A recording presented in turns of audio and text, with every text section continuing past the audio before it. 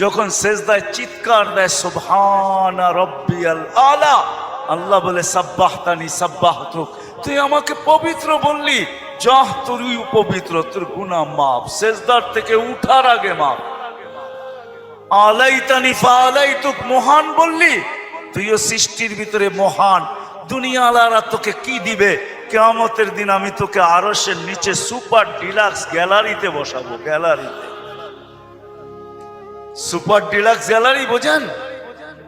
7 জনের ভিতরে একজন ওই যুবক যে যৌবন আল্লাহর সাথে বিনিময় করে। আল্লাহ বলে তাকে আমি আরশের নিচে গ্যালারিতে বসাবো। সাবআতুন ইয়াদিল্লুহুমুল্লাহু তাহতা দিল্লি। দুনিয়াওয়ালারা তোকে কি দিবে?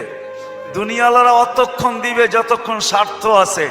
হইতে পারে স্বার্থ শেষ তো তোমার এতিম বাচ্চা, তোমার দুধের শিশুকেও এতিম করতে দুনিয়াওয়ালারা দ্বিধা করবে না।